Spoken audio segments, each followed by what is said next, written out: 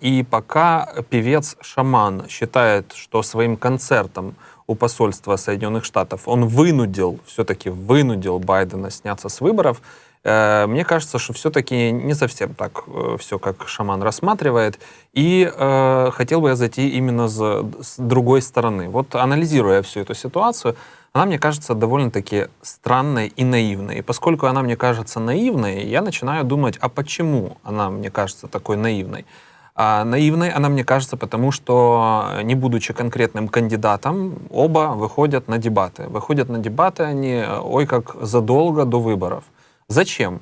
Вот если Байден себя чувствует не очень, и он это понимает, и понимают спонсоры, и понимают не только спонсоры, а еще и близкие, знакомые, да и он же как-то в зеркало смотрит, он же понимает, что он не в форме. Зачем ему выходить и обнажать вот эту вот слабость, которая, ну, абсолютно очевидно произошла бы? Непонятно. И вот мне кажется, что вся эта история, она была изначально продумана, что это такой, знаете ли, себе маркетинговый ход, чтобы в какой-то момент, ну, во-первых, показать, что, ну, Байден не может. Вот вы видите, он не может.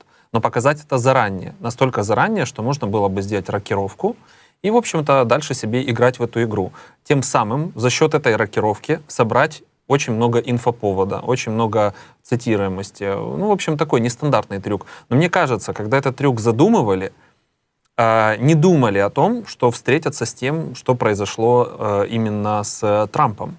И этот трюк уже как бы стал по итогу не тем, что могло бы вывести Байдена и всю его партию на передние полосы газет и изданий, а это уже стало тем, что перебивает то, что случилось с Трампом. Вот, в общем-то, это мои размышления, и мне было бы интересно услышать ваше мнение по этому поводу.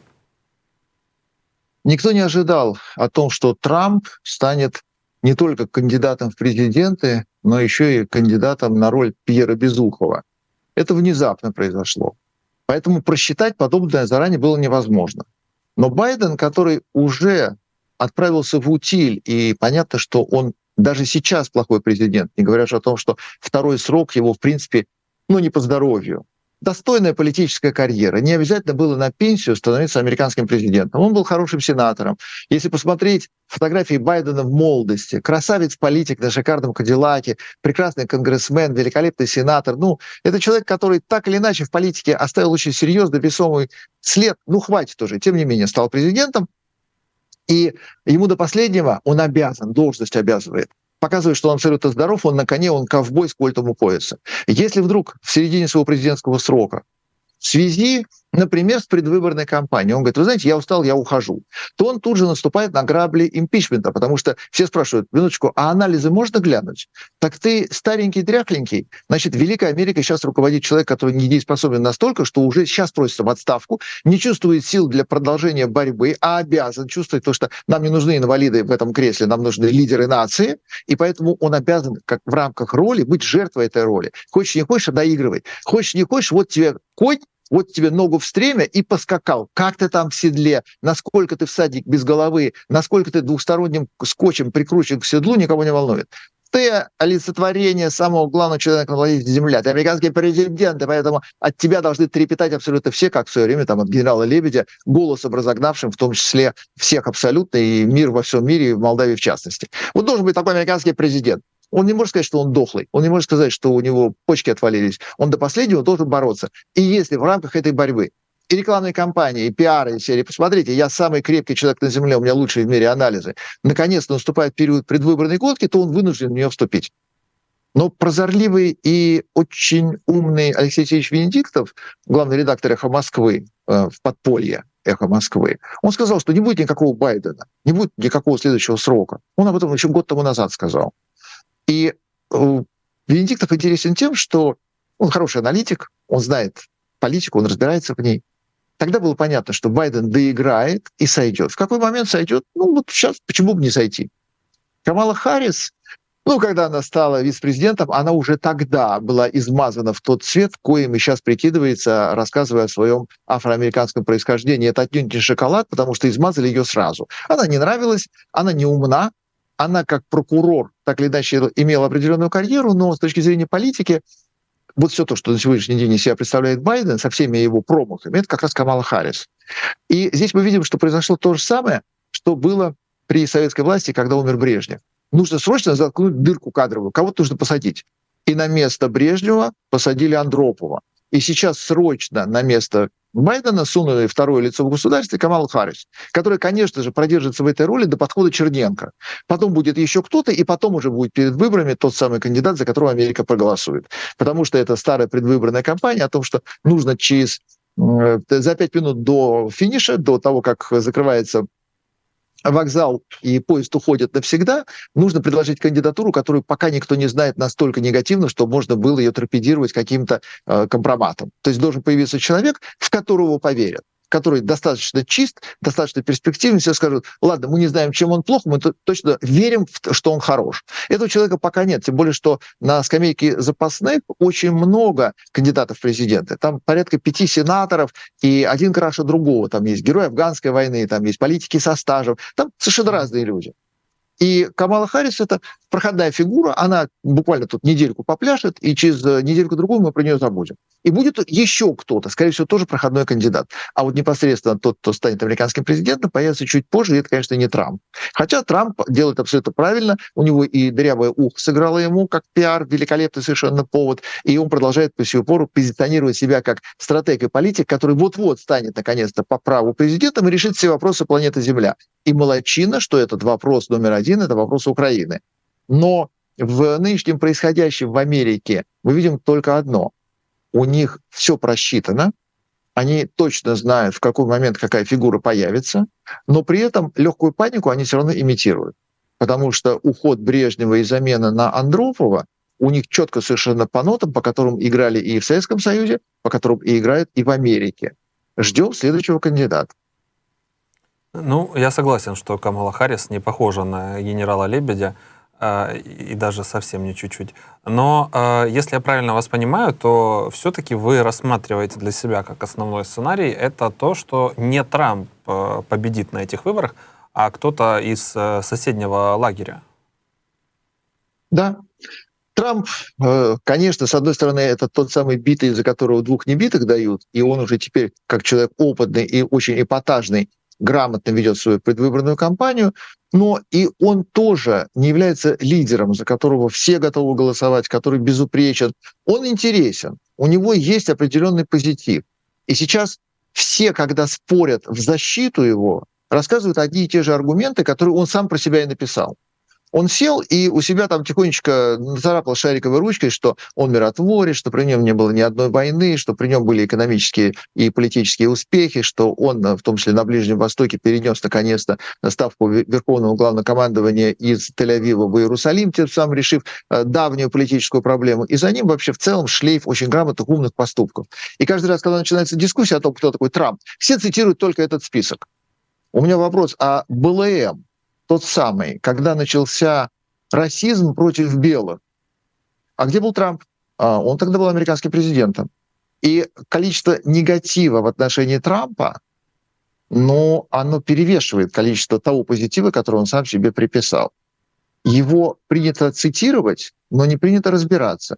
Если разбираться, то огромное количество людей против Трампа. Он, конечно, попытается.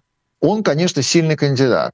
Но он тоже знает, что бороться-то ему придется сейчас не с этими, а с кем-то еще, кого ему предложат в последнюю секунду. И предложат такую фигуру, которая, конечно, будет, во-первых, безупречной, во-вторых, сильнее.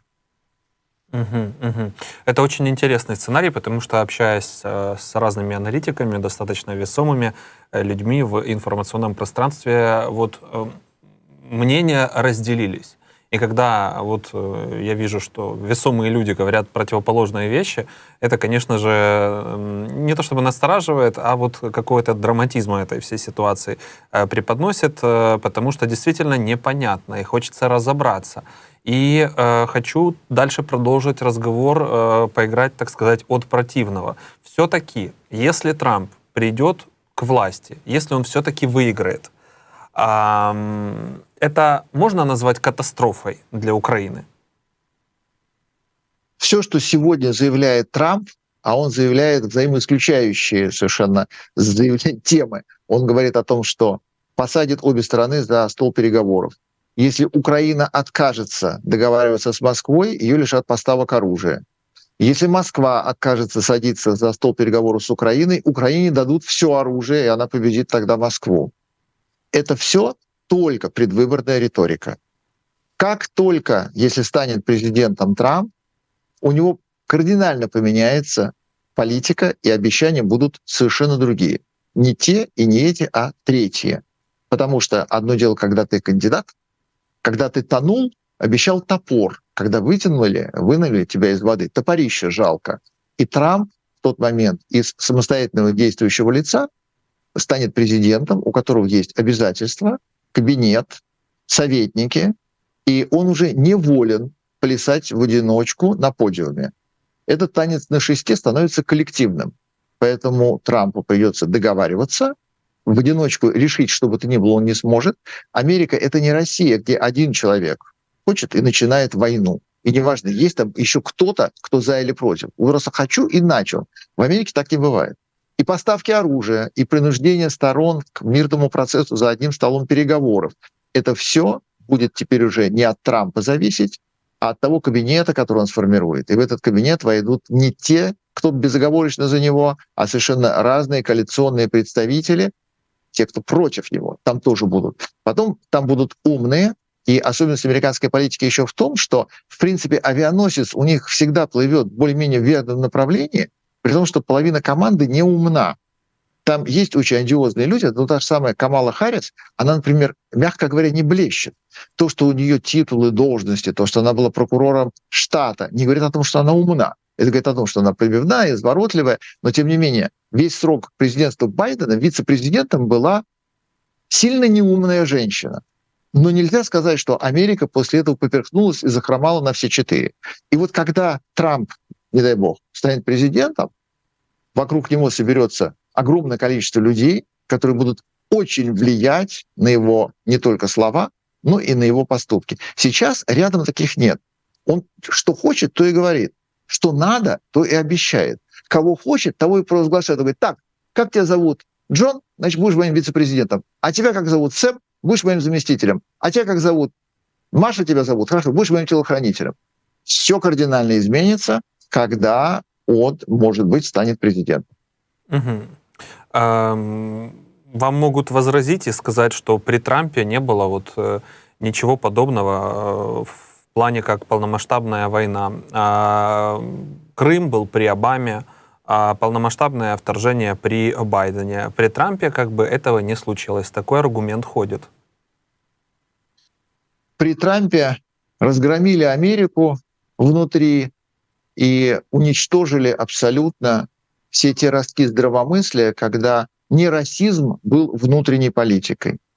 А после того, как придушили негодяя Флойда, и после этого посадили полицейского, которого заодно еще пытались зарезать в тюрьме, сестра Флойда после этого в золоте и бриллиантах горевала над платиновым гробом своего брата, ставшего пропуском в рай на земле.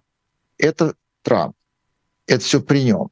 Поэтому, когда кто-то говорит о том, что он миротворец, о том, что он не завоевал какую-нибудь Мьянму или не пошел войной на Монголию, не говорит о том, что он политик, при котором все в узде и контролируется. Потому что Америку разнесли вдребезги.